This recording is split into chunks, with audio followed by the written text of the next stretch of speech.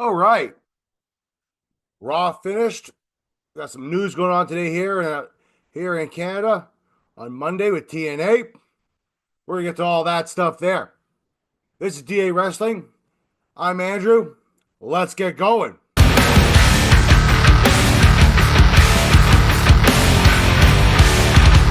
On today's show, we're talking some Raw stuff. We're going on today with the Raw. It was more like a holiday episode, kind of flat, really, but we're gonna talk about some stuff that did occur on the show. We're also gonna talk about the big deal that came out with TNA today, especially here in Canada for everybody here as a TNA fan in Canada. So we're gonna step on there. We're gonna start talking about that stuff right there. So before we do though, Meg, if you like the content down below here, let's just make sure you like, share, subscribe here on YouTube. Make sure you follow us there on Podbean as well as on Spotify. All right, we're working really hard on that too, trying to get more of the audio stuff going on here. For the YouTube stuff, guys, we thank you so much for everything that we guys do here. Right? We get more subscribers regularly, hopefully more and more every day. We thank you very much for everything you guys do. We appreciate it. But you know what, though? It is the Christmas season. We are literally a day away from Christmas Eve and then Christmas Day after that. So, you know what? This is really like a Raw episode that was the day before Christmas Eve, where everybody's, they're in Boston at the TD Garden, right? A usual home for them, right? But it was obviously, from what we understand, it was also a taped episode. So some things did occur. It was like I said, it was really kind of like a flat episode. It wasn't exactly the most entertaining, uh, but that's kind of be expected too when they're double taped, as well as the fact that they are also being ready for the Christmas season. Everybody has time off now. This time in the WWE, normally it's like a new episode. Then they do like some kind of, then they show like a recap stuff. Sometimes through the years, it changes now. But it's much better now. These guys get time off, a lot more time off by the looks of it, and it's great to see. But yes, it did kind of fall a little flat, Raw wise. But some stuff did come through on it that was really, really interesting that I thought was kind of funny too. We'll start though with the New Day because they ended up getting actually interrupting um, Wade Barrett as well as Joe Testaverde, and they just started going off on them, saying how they were really visually angry, how everybody's turned their backs on them, all because like not like they didn't hurt Big E and all that stuff. That he just kind of just told them the truth. They kind of threatened Testaverde as well as Wade Barrett, and Wade Barrett's like, "I'm retired, man. Like I don't know what you're doing. I'm retired." So, but they end up getting in the ring there. Kofi starts talking about how he flew his mother out from Ghana to come to Boston, to his hometown, you know, and how she didn't want to see everybody see her get booed, and how bad that is, and how what's a bad look, because I guess in her eyes, or he thinks in her eyes that he's this great, lovable person, and well, let's be honest, what he did to Big E was not exactly lovable, right? I mean, there's not wrong. I mean, they kind of weren't really that wrong about it, but at the same time, too, it's more shocking the fact that the New Day still did all this stuff, and they really are probably the most hated tag team right now in the WWE, like by far. Like Dominic's like still the most hated wrestler, right? But he's also not exactly like it's comical. Him trying to talk, people always interrupting him, and it's just funny at this point, right? Whereas the New Day, it's legitimate hatred. I know I mentioned this Doug like a while back too, but it's like legitimate hatred for these guys now. Like it's funny like how beloved this team was, and just because Big E obviously just can't do it, or maybe he will come back. Like the verdict's still out on that, folks. Like the verdict's out if Big E's actually going to come back or not. Nobody really knows. Like they just don't know, right? It's just like a severe neck injury that he had. It was a C1 vertebrae, which if some guys who don't know, I'm not a doctor, but from what I understand, it is connected right underneath the cerebral cortex of the brain there. So one wrong move and he's pretty much that's it. There's no more. He ain't no coming back. So, but he started talking about his mother. His mother's in the crowd. He showed his mom, if that was his mom, a lovely looking lady by the looks of it. And she was even disgusted by Kofi Kingston. Like he wanted a big hug. He was like he stuck his hands out like this, like, come on, hug me, mama, hug me, mama. Nope. Like, how could you do that to Big E? How could you? Because everyone loves Big E. You know, like we forget this guy was a heel at one point when he first came in, like into the main roster. He lined himself with Dolph Ziggler and AJ Lee like years ago. But everybody loves Big E. So it's very funny how this has gone on with them too, and it's really building a lot of hatred. They did claim they are going to eventually go for the tag team titles too. So, I mean, look for them to probably win, probably cheat to win at some point there down the line. But it's great to see that this heel turn for them so far, as in my opinion, has been very, very successful. Yes, a lot of people aren't happy with them because of it, and rightfully so. But it is working out very well for them. Like this is probably one of the best heel turns right now in a very long time. Like I don't want to compare it to a lot of things, but I don't want to say it's up there with the Hogan turn, but it's pretty close. I mean, maybe even surpassed it. Maybe no, maybe not. Maybe I should go too. Maybe I shouldn't go too far with that. But the Hogan turn back at Bash the Beach when the whole NWO formed, Hogan at that time, people always tend to forget too. Hogan was the biggest baby face in professional wrestling, period, for a very long time, much like the New Day. And when he turned and dropped that leg on Savage at Bash the Beach and declared this is the New World Order. So, I mean, it was they got garbage thrown at them. Now the garbage thrown at them and booze across the board. Now New Day never got garbage thrown at them. It's a lot more tame then than it was in the 90s. But the New Day is very much hated like Hulk Hogan was when that turn happened. Although nobody ever saw Hogan getting more hated now, but that's another story for a different day. But all in all, though, I think this right now, this turning point with the New Day is very good. I'm looking forward to see what happens with them and how they end up winning these tag team titles. Because they're probably going to be facing the War Raiders. And the War Raiders tonight helped Damian Priest. Now, Damian Priest had a match with Dominic Mysterio again. Yes, I know, again. So all you guys out there saying, let's want to skip that small part there and the timestamp there. You're like, nope, skip it. Like, yeah, just about maybe a couple of seconds in. Just skip it if you want to hear it. But yeah, Dominic Mysterio faced Damian Priest again. But Priest was very more wise this time around. There was a big Santa Claus at ringside, which turned out to be JD McDonough. He has a huge head on him. Like, that's kind of gave it away. Right? He ended up looking under the ring. He ended up seeing Carlito. Carlito's like face was like he's spilled his apple right out of his mouth. Which then got attacked by Finn Balor. And he was getting beat up by the Judgment Day until the War Raiders showed up. Right? The War Raiders came and they helped out Damian Priest. And Priest ended up getting one up on Finn Balor by hitting him south of heaven. After the match was over, they were all in the back. They talked about how they'd known each other a very long time, and they had their back. It was thank you for last week because Priest helped him last week.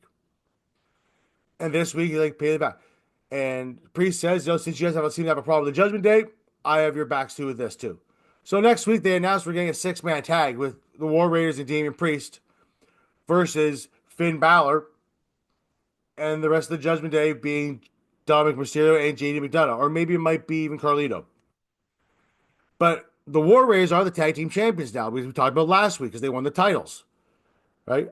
I think the War Raiders are the team who's going to hold those titles for a little bit. And I think they're going to lose probably to the New Day in some shape or form, in some mysterious way, very heelish way. And you have the New Day probably hold those titles for a while after that. We'll see. We'll see, though. I'm not too sure about that one too much right now, but that's the way it looks like it might end up going at some point down the road. Now, it's still obviously early in the War Raiders title reign, so I'm not expecting much to really happen yet, but probably sometime in the new year.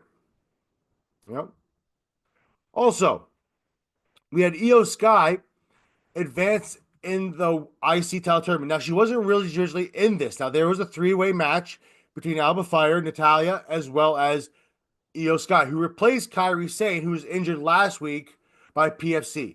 Now, PFC tried to get in there, like Sonya Deville tried to get into that match, but Pierce wasn't having it. Right? He was not having it whatsoever. He's like, why would I put reward you when you hurt the person involved in the match? So he put Io Sky in. Io Sky ends up winning the match. Natalia tried to almost win. She did get them both in a double sharpshooter. You know, now so I know some people out there online and other people have said that Natalia should win the IC title. Now I'm Canadian. This is filmed in, outside of Toronto. But no. Hell no.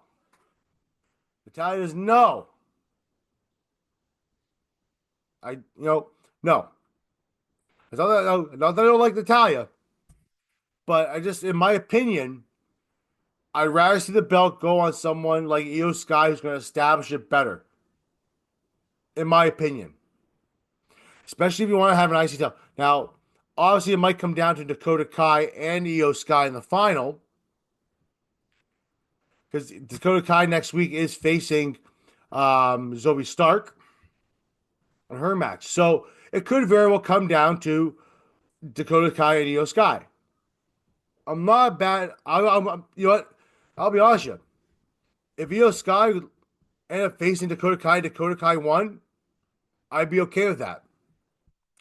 But I have a sinking feeling they're going to end up taking it and giving it to Io Sky, which, in my opinion, is a pretty good consolation prize for Io Sky, who did not win the title, because obviously that title is probably going to Rhea Ripley, the world title, right? Because we did get the announced that on the Netflix big, what is it called? Well, I guess preview, or if you want to call it preview, or fanfare thing they did in the WWE headquarters last week. They announced that Rhea Ripley will be facing Liv Morgan at Netflix. Now, I talked about this last week. I said it's probably going to happen either at the Rumble or Netflix. I assume more the Rumble, but it looks like they really want to load up the card for the Netflix debut on January 6th. So, obviously, January 6th, we're getting Rhea Ripley versus Liv Morgan. We're going to get the IC title finals as well to crown the women's IC title, first women's IC title champion. We're getting, obviously, Roman Reigns versus Solo Sikoa in a tribal combat. And, of course, we are getting CM Punk and Seth Rollins. Now, Seth Rollins and CM Punk, they weren't really on. Like, Seth was on the show tonight. He did a little bit of interview kind of explaining how, upset he was with more so with Punk and how it just irritates and aggravates him that Punk is here. Now, I know Doug's talked about this before, too. He's not a big fan of it making it real personal because they kind of are. But if you have to make it personal to make it more exciting, I don't think you really have to make it that personal. I kind of agree with Doug on this part.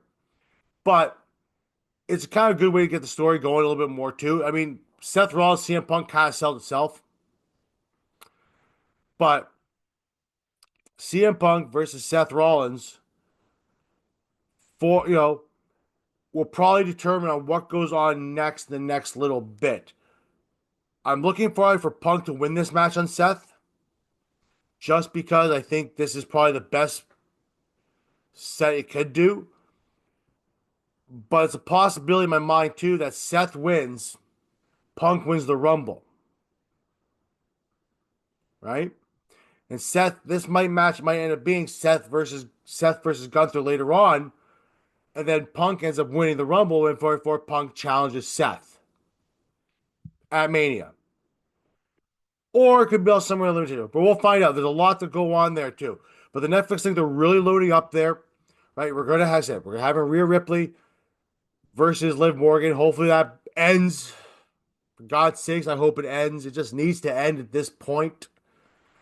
But like I said, Io Sky, winning obviously the IC title tournament wouldn't be a bad thing too. Like I said, I'd still be happy with the Dakota Kai one as well.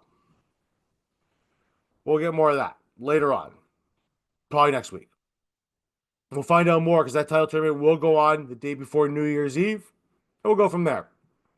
Now, the Bloodline was on Raw.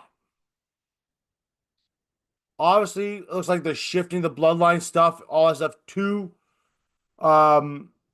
Monday Night Raw, obviously. Or at least more than likely they are doing that. reason I say that is Jey Uso showed up today. Now, Drew McIntyre opened the show, explains his contempt as to why he's doing the things he's doing. Sammy comes out. They banter back and forth, which led to a match. Right? Drew pointed out that Sammy has a very his win loss record against Drew is not very good. In fact, it's horrible. Like one win in like five chances, I believe it was. He just lost to Drew at Saturday night's main event about a week and a half, 2 weeks ago. Right? Jey Uso comes out. You know, he is attacking. Doesn't like Drew very much at all, obviously, because obviously Drew took him out a couple weeks ago. But they end up having a match, Drew and Sammy. Drew wins the match. He starts attacking Sammy. Jay comes out. And in a response to what Drew said on SmackDown, because we didn't do a SmackDown review, I apologize for that, guys. Busy weekend, especially in the restaurant. But Drew made it very known to Solo that he has unfinished business with Solo because he remembers that Solo cost him the title. But he's aligning himself for the time being with the Bloodline, the new Bloodline. And they came out and helped. They attacked Jey Uso after he came out to attack Drew after the match. And they beat the living tar out of Sami Zayn and Drew McIntyre. Sorry, out of Sami Zayn and Jey Uso. Pummeled them. Solo Sikoa did the blah! And gave us the moment spike to like Jay and Sammy. Laid them both out. And that's kind of how the show ended. Right? With this new Bloodline standing tall. Obviously, the new Bloodline is getting ready to go for that tribal combat match. Roman versus Solo at Netflix, the premiere. So it looks like they're going to play slowly switch these guys over. We'll see what's going to happen with SmackDown. Because SmackDown is going to 3 hours in the new year. That has been confirmed. So your worst possible thoughts have happened. We're going 3 hours on SmackDown on Fridays. Yep. We just got out of the 3 hour stuff with Raw. And we're moving it to SmackDown instead. Then again, we don't know what the time limit is going to be on Raw on Netflix. There's not really going to be a time because there's no commercial stuff really, right? So that could potentially be 3 hours there too. So it could be 6 hours of just SmackDown and Raw every week now. Hey. But we'll find out though. But speaking of other big news though, in the world of wrestling, TNA, Total Nonstop Action, is in Canada now. Live or what maybe be taped, whatever. On Sportsnet 360 starting January 2nd. That's every Thursday. And that's pretty exciting and pretty cool for people here in Canada who enjoy TNA, who find it sometimes very difficult to watch TNA. I know I do because it's hard to figure out sometimes find on YouTube when the new episode is. I know, weird, eh? Considering guys on YouTube. But it's going to be huge, big for them too. There's a lot of Canadian wrestlers in TNA. For the most part, it's run by a Canadian, for the most part. Right? So you're going to see a lot of new wrestling here and there. So it's a different exchange. So now we're going to have Raw on Netflix, right? SmackDown on USA, I believe it is. AEW on TSN. And TNA's coming. That's amazing. It's a lot of fun. Looking forward to it. You're going to see a lot of great wrestling out of this show. There is a very good show, guys. There are a lot of good wrestlings on there, too. Josh Alexander's huge, right? You're going to see Jordana Grace for a while, obviously, because obviously her contract is ending very soon in TNA, so there's a possibility she is going to be moving to WWE. But no, you never know. Things could change, too, right? So you see a lot of different stuff that goes on in TNA, too. The Hardys are there. I know. The Hardys are still there, right? You see one of the fans that I like is Rosemary. She's awesome. She's a good Canadian girl, too.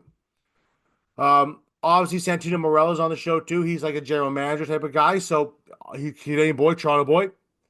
So, we're going to see a lot of stuff there, guys, on TNA. And it's going to be really, really good for a lot of people here. And I was looking forward to it, too. That news just came down the wire today, and it's quite exciting to see. To be honest with you, I really am quite excited by it. So, but that's next year.